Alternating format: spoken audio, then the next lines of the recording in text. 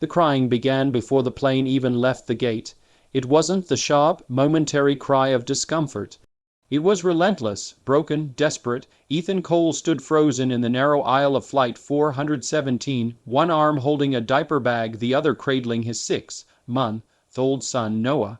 The baby's face was red, tiny fists clenched, lungs working like they were fighting the entire world. People were already watching, some with sympathy, most with irritation, a few with unmistakable judgment.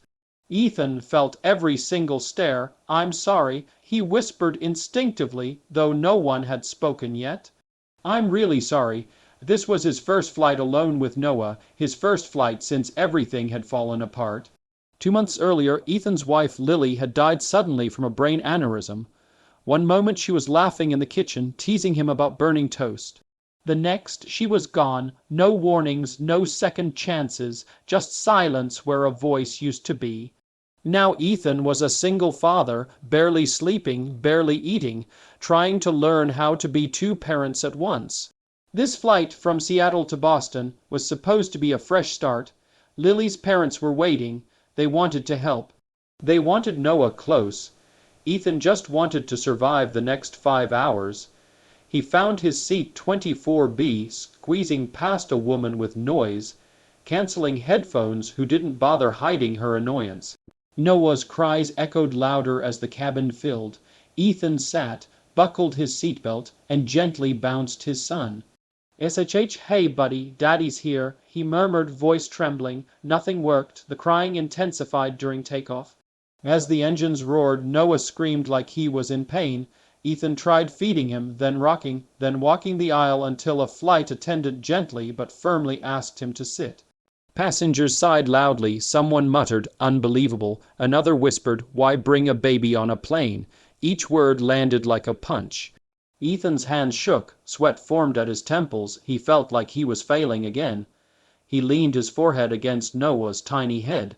I know," he whispered, tears stinging his eyes. "I wish Mom were here too." Minutes passed. Then more. The crying didn't stop. Then, without warning, everything changed. At cruising altitude, just as a man 2 rows back stood to complain, Noah's cry suddenly broke and then stopped completely. Not faded, not softened, stopped. The silence was so sudden, so complete, that it felt unnatural. People looked up. Ethan froze. Noah's body went still in his arms. Hey, buddy." Ethan whispered, no response. Panic surged through him like electricity.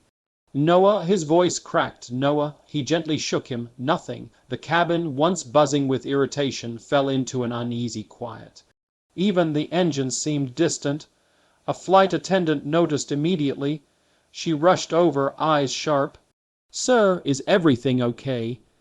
Ethan's heart pounded so hard, he thought it might tear through his chest.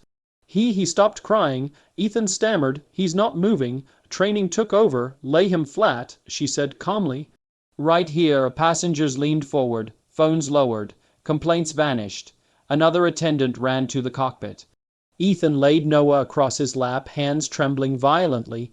Come on," he whispered, tears streaming freely now.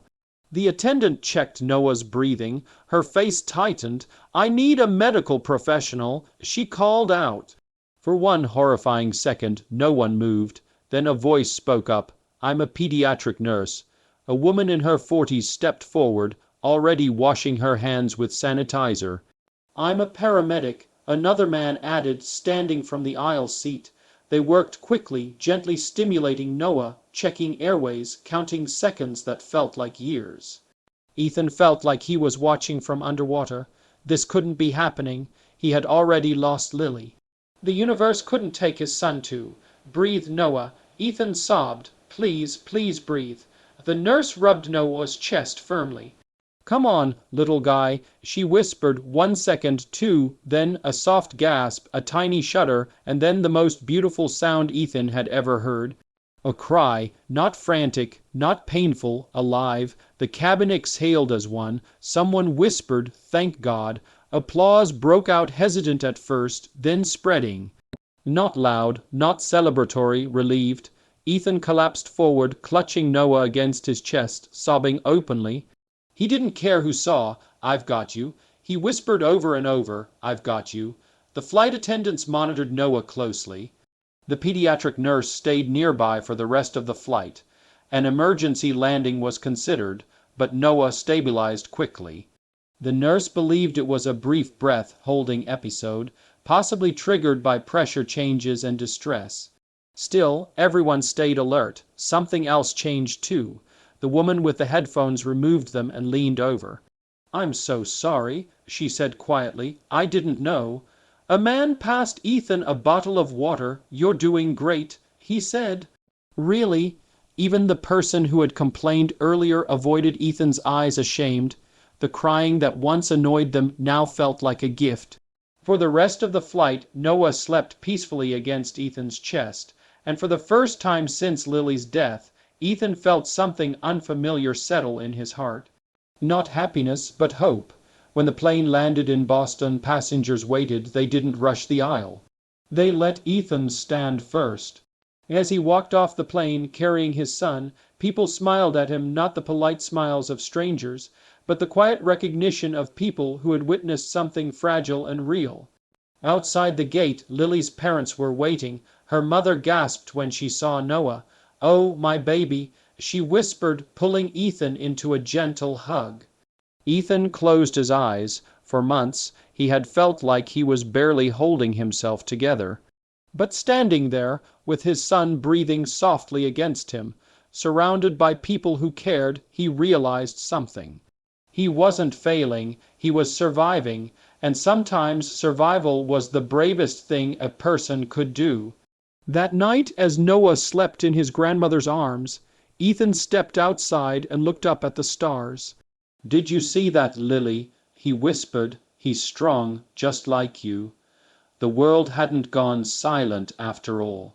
It was simply reminding him that life, a fragile, terrifying, beautiful life, was still here, and this time he wasn't alone.